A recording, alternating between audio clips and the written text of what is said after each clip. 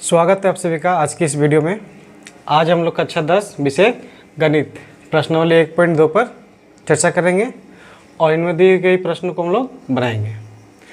तो इसका सबसे पहला प्रश्न है कि निम्न संख्याओं का अभाज्य गुणनखंडों के गुणनफल के रूप में व्यक्त कीजिए। यानी कि इन सभी संख्याओं का हमें क्या करना है, अभाज्य गुणनखंड करना है। तो चलिए इनका अभाज्य गुणनखंड करते हैं। सबसे पहला प्रश्न है 140। तो 140 लिख लेंगे और इसको हम देखेंगे कि 140 कौन पहाड़ा में आता है। पहाड़ा शुरू कहाँ करेंगे हम 2 का से, 2 का आए तो ठीक, नहीं तो 3 का, 3 का नहीं तो 4, 4 नहीं तो 5। अब बोलेंगे कि 2 का पहाड़ा में तो आता नहीं है, 10 बार में 20 खत्म हो जाता है। तो 2 का पहाड़ा 10 बार में 20 ही नहीं खत्म होता, उसके आगे 22, 24, 26, 28 इस तरह से हम लोग बढ़ा सकते हैं। यानी तो जो डायरेक्ट नहीं कर पाते हैं वो भागा दे के भी देख सकते हैं। जैसे 2 से देंगे 14 के बार में 7 बार में 14 कट जाएगा, ये 0 चल जाएगा, यहाँ पर ही कितना आ गया 70। यानी कि 2 का पहाड़ा में 140 के बार में आएगा 70 बार में आएगा। फिर 2 से पहाड़ा लगाएंगे, इसको भागा कितना बार में आएगा 35 बार में। अब ये 2 से नहीं जाएगा, तो जब 2 से नहीं जाएगा तो हम लोग किससे लगाएंगे 5 से, ये 5 से कट जाएगा। 5 का पहाड़ा के बार में 7 बार में और 7 का पहाड़ा के बार में 1 बार में।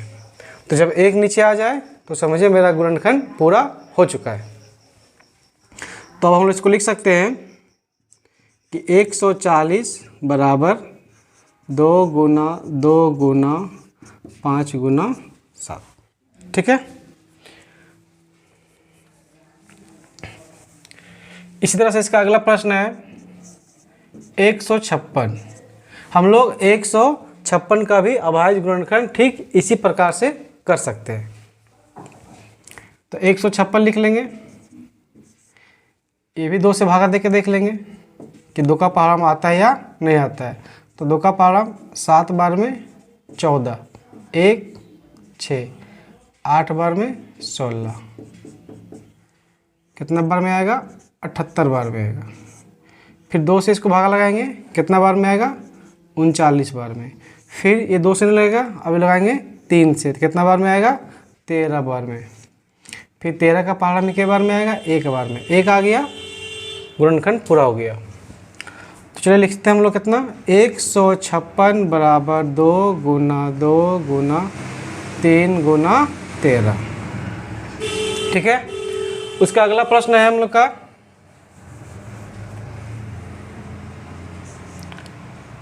3825। 3825 लिख लेंगे, ये 2 से नहीं लगेगा, 3 से नहीं, 3 से लग सकता है लेकिन ये 5 से लगने में आसानी होगा। तो चलिए सबसे पहले इसको लोग 5 से भागा लगाते हैं। तो ये 5 से लगाएंगे तो 5 7 35, 3 बचेगा 32 हो जाएगा। अगर जो डायरेक्ट नहीं कर पाते हैं ना उसके लिए इस तरह से भी है 38 25। अब 5 से भागा दे के देख सकते हैं, 7 बार में 35, 8 में घटाएंगे 5, 3 2 का 2, 6 बार में 30 2 और यहाँ उतार देंगे 5। तो 5 का पहाड़ा 25 के बार में 5 बार में कट गया।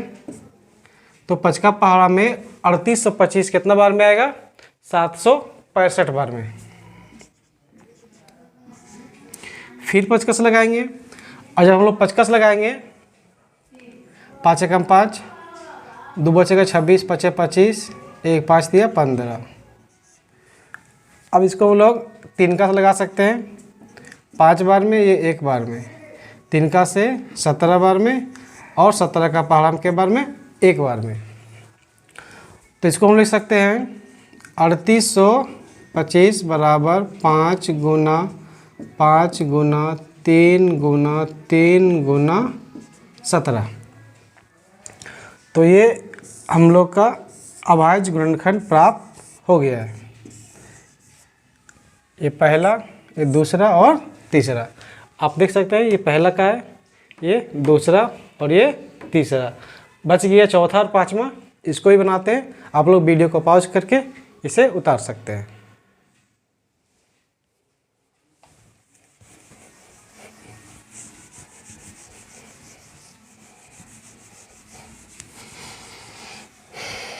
चलते हैं चौथा प्रश्न में। 5005, इसको 5 से भागा लगाएंगे, एक बार में 2 0 फिर 1। अब ये लगेगा 11 से, 11 से लगा के देखेंगे। 9 बार में 99, 100 में घटा देंगे 99, कितना बचेगा 1 और 1, एक बार में 11 कट गया। तो आगे कितना बार में 91 बार में। अब ये कौन पहाड़ा लगता है, तो 7 का पहाड़ा लग जाएगा 13 बार में, और ये 13 का पहाड़ा में 1 बार में। हो गया। तो हम लिखेंगे 5005 बराबर 5 गुना 11 गुना 7 गुना 13। ये इसका अभाज्य गुणनखंड में प्राप्त हो गया। अब सबसे अंतिम प्रश्न है 7429। 7429, तो 7429 को हम लोग कैसे बनाते हैं, इसको भी इस तरह से लिख लेंगे। ये 2 से नहीं लगेगा, 3 4 5 6 7 8 9 10 किसी से नहीं लगेगा, ये डायरेक्ट लगेगा 17 का पहाड़ा से। जब इसे हम लोग 17 से भागा देंगे तो हम लोग को 437 प्राप्त होगा। कितना प्राप्त होगा 437। अब भागा दे के देख सकते हैं। अगर यदि हम यहाँ भागा दे के रहेंगे तो वीडियो बहुत लंबा हो जाएगा। फिर इसको हम लोग 19 से भागा देंगे, कितना बार में आएगा 23 बार में। फिर 23 का पहाड़ा में 23 के बार में 1 बार में 1 आ गया, हो गया। तो 7429 लिख लेंगे और 17 गुना 19 गुना 23, ये इसका अभाज्य गुणनखंड प्राप्त हो गया। आप लोग देख सकते हैं। और किन्हीं को कोई दिक्कत है तो आप अपने सवाल कमेंट बॉक्स में पूछ सकते हैं। और अभी तक वीडियो को जो लाइक नहीं किए लाइक कर दें एवं चैनल को सब्सक्राइब कर दें। अगला प्रश्न, पूर्णांकों के निम्नलिखित युग्मों का HCF एवं LCM ज्ञात कीजिए तथा इसकी जांच कीजिए कि दो संख्याओं का गुणनफल HCF और LCM बराबर होता है। हमें क्या ज्ञात करना है, LCM। फिर क्या ज्ञात करना है, HCF। LCM का मतलब होता है लोवेस्ट कॉमन मल्टीपल, यानी कि वह सबसे छोटी से छोटी संख्या जो दी गई संख्याओं से विभाजित हो जाए। यानी कि वह सबसे छोटी संख्या कौन है जो 26 और 91 दोनों से भागा लग के कट जाएगा। ठीक है। हिंदी में हम लोग LCM को क्या कहते हैं, लासा, यानी कि लघुत्तम समवर्तक। HCF क्या है, हाईएस्ट कॉमन फैक्टर। ये जो हाईएस्ट कॉमन फैक्टर है इसका अर्थ होता है कि वह कौन सी बड़ी से बड़ी संख्या है जिससे ये दोनों संख्याएं विभाजित हो जाएगी। अंग्रेजी में हम लोग ऐसे क्या बोलते हैं, महासा बोलते हैं, महत्तम समवर्तक। तो चलिए जानते हैं हम लोग इसका और इसका, इन प्रश्नों का LCM और HCF कैसे निकालते हैं। 26 है, पहले क्या करेंगे हम लोग 26 का गुणनखंड करेंगे। 2 का पहाड़ा में कितना बार में, 13 बार में, और 13 का पहाड़ा में ये 1 बार में। क्या आ गया 2 गुना 13। ठीक है। फिर क्या हम लोग का 91, ये 7 का पहाड़ा में 13 बार में, और ये 13 का पहाड़ा में 1 बार में। तो 91 यहाँ लिख देंगे, 7 गुना 13। HCF निकालते हैं हम लोग। HCF कैसे निकालेंगे, इस 26 का गुणनखंड में और 91 का गुणनखंड में जो मिल रहा है, यानी कि जो उभयनिष्ठ है, दोनों में जो मिलेगा, दोनों में जो उभयनिष्ठ होगा वही संख्या HCF कहलाती है। तो क्या मिल रहा है 13, तो यहाँ लिख देंगे 13, इसका HCF निकल जाएगा। अगला हमको निकालना है इसका LCM। LCM कैसे निकालते हैं, जो मिला उसको लिख देना है और जो बच गया उसे भी लिख देना है। तो 13 13 मिल गया तो लिख देंगे, क्या बच गया 2, और यहाँ बच गया 7। जब हम लोग 13 से 2 को और फिर 7 को गुना करेंगे तो कितना प्राप्त होगा, 13 दूनी 26, 26 का पहाड़ा 7 बार, 7 छक 42 के 2 हाथ में 4, 7 दूना 14, 14 4 18, 182। ठीक है, तो ये मेरा HCF और ये मेरा LCM। एक बार फिर से समझते हैं, गुणनखंड में जो मिलेगा वो मेरा HCF होगा और LCM में जो मिलेगा उसको लिखना है, और जो ना मिले उसको भी गुणनखंड के रूप में लिख के सबको गुना कर देंगे तो मेरा क्या निकल जाएगा, LCM निकल जाएगा। हम लोग अगला प्रश्न भी इसको समझेंगे। दूसरा प्रश्न क्या है, 510। तो 510 का भी हम लोग गुणनखंड करेंगे और कितना फिर 92, इसका भी हम लोग गुणनखंड करेंगे। तो 510 का गुणनखंड करते हैं हम लोग, ये 5 का पहाड़ा में 102, फिर देते हैं इसको 2 का पहाड़ा में 51, 3 का पहाड़ा में 17 और 17 का पहाड़ा में 1, क्या आ गया 5 गुना 2 गुना 3 गुना 17, फिर क्या है हम लोग सामने 92। ये जो 92 इसका भी करेंगे तो 2 का पहाड़ा में कितना बार में आएगा, 46 बार में, फिर 2 का पहाड़ा में 23 बार में और 23 का पहाड़ा में 1 बार में, क्या आ गया 2 गुना 2 गुना 23। अब हम लोग को इसका निकालना है HCF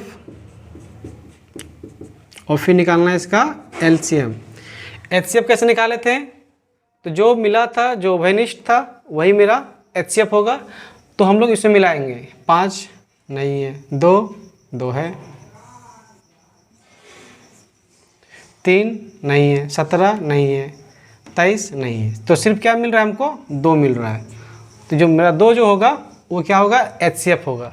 LCM क्या होगा, तो जो 2 मिला पहले उसको लिख देना है, और जो बच गया, क्या बच गया यहाँ पर 5 बच गया, 3 और फिर 17, नीचे बच गया 2 और 23।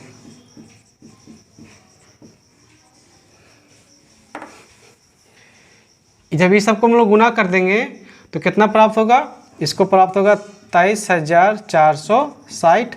आप लोग गुना करके देख सकते हैं, गुना करेंगे तो टाइम ज़्यादा लगेगा और वीडियो लंबा बन जाएगा। अब हम लोग क्या करेंगे, इन प्रश्नों का जांच करेंगे। जांच कैसे करेंगे, तो क्या बोला था कि 2 संख्याओं का गुणनफल HCF और LCM के बराबर होता है। तो लिखते हैं 2 संख्याओं का गुणनफल बराबर LCM इंटू HCF। 2 संख्याएं कौन है, ये मेरा पहली संख्या और ये मेरा दूसरी संख्या, यानी कि 26 और 91। जब हम लोग 26 और 91 को गुना करेंगे तो कितना प्राप्त होगा, 2366। ठीक है, और हम लोग का LCM कितना निकला, 182। HCF कितना निकला, 13। इसे भी हम लोग गुना करेंगे तो कितना प्राप्त होगा, 2366। आप लोग यहाँ देख सकते हैं कि ये दोनों क्या है, बराबर है। तो इससे जांच हो गई कि 2 संख्याओं का गुणनफल HCF और LCM के गुणनफल के बराबर होता है। हम लोग ठीक इसका भी जांच कर सकते हैं। 2 संख्याओं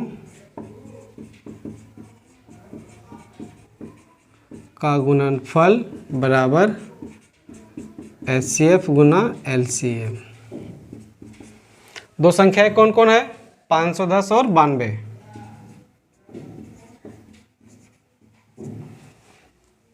HCF कितना है, 2।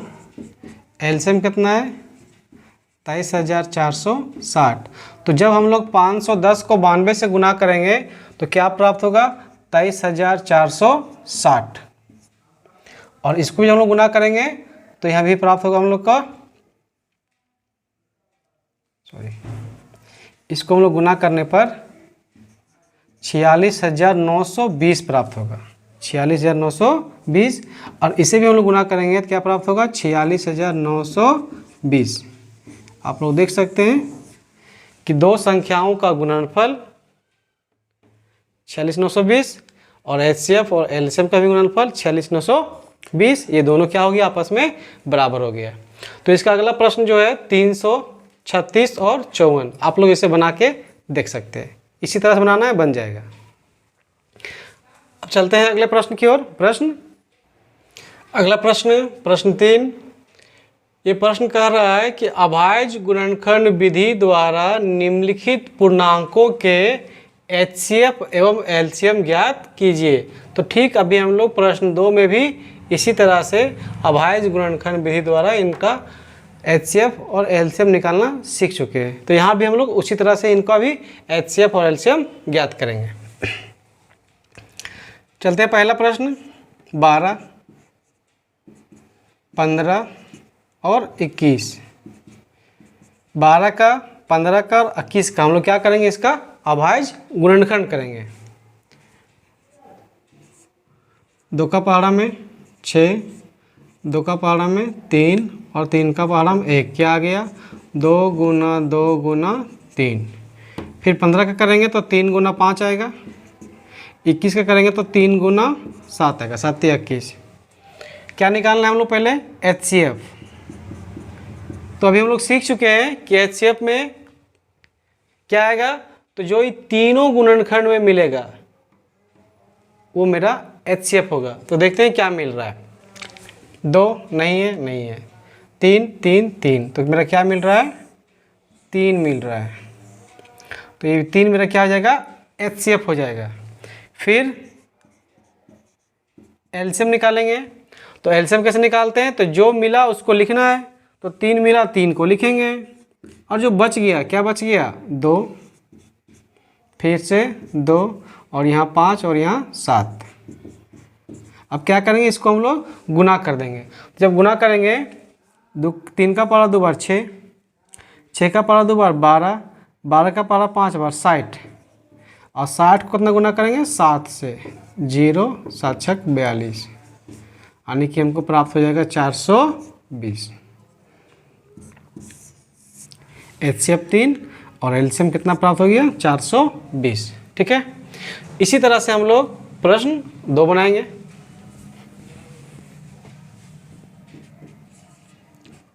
17, 23, 29। हम लोग 17 का जब गुणनखंड करते हैं तो ये 17 का पहाड़ा हम एक बार में, 23 का करेंगे तो 23 भी किसी से नहीं जाएगा, 29 में नहीं जाएगा, कि ये सब अभाज्य संख्याएं हैं।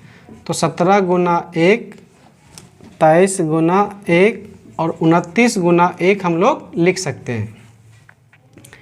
HCF कैसे निकालेंगे, क्या मिल रहा है इसमें, 1 1 1, HCF मेरा हो गया 1। और हम निकालेंगे LCM। LCM निकालने के लिए क्या करते हैं, तो जो मिला उसको लिखना है। तो 1 1 1 मिला, 1 लिखेंगे। जो बच गया, क्या बच गया, 17, फिर 23, फिर 29, इसको भी लिख दिए। अब 17 को 23 से और जो प्राप्त होगा उसको हम लोग 29 से गुना करेंगे, तो मेरा गुणनफल क्या प्राप्त हो जाएगा, 11,339।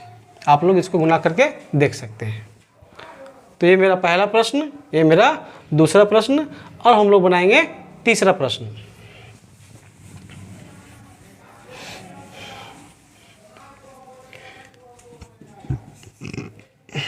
8 9 25। 8 का जब हम लोग गुणनखंड करेंगे तो 2 गुना 2 गुना 2 प्राप्त हो जाएगा।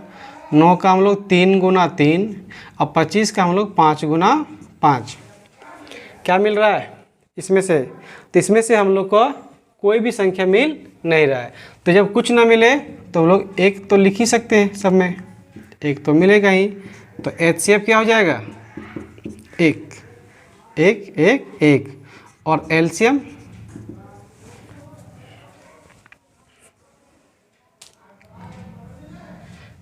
हम लोग का हो जाएगा, इसमें भी कुछ मिल रहा नहीं है,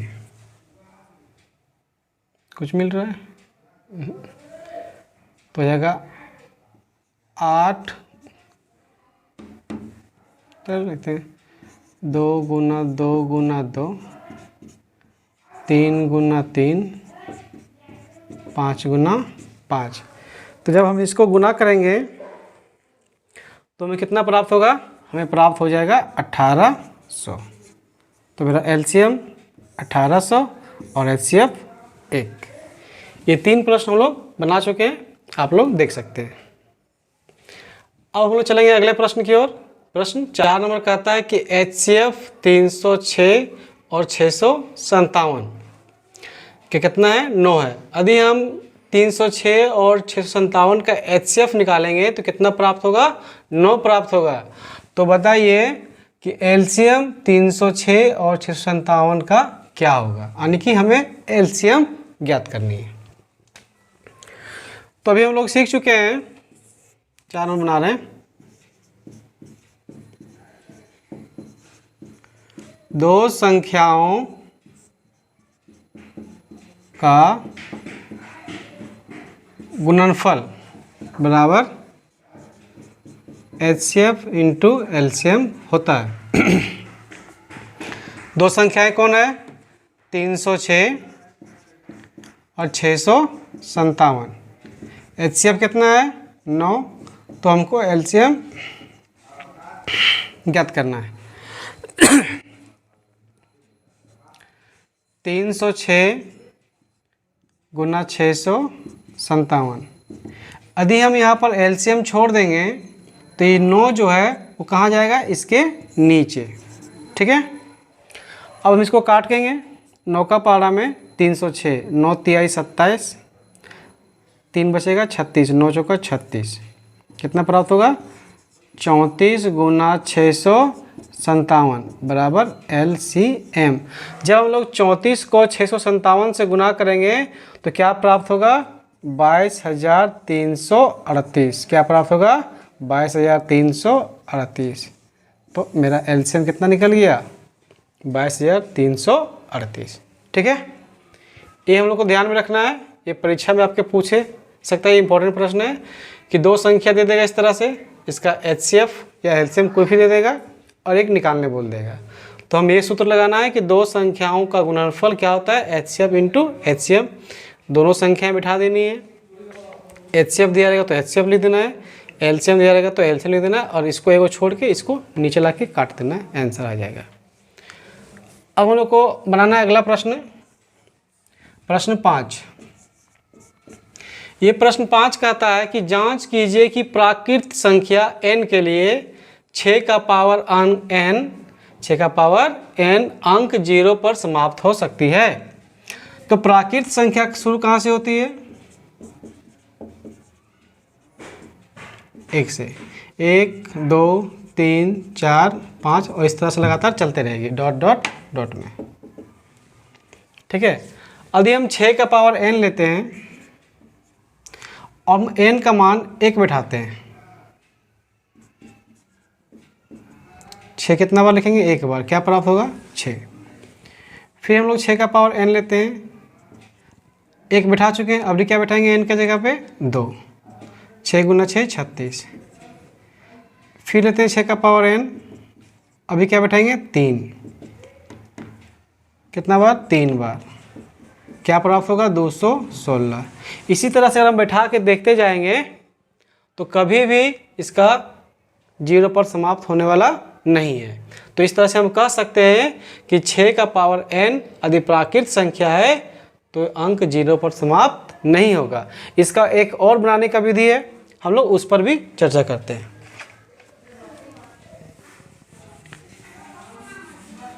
दूसरा विधि है इसका,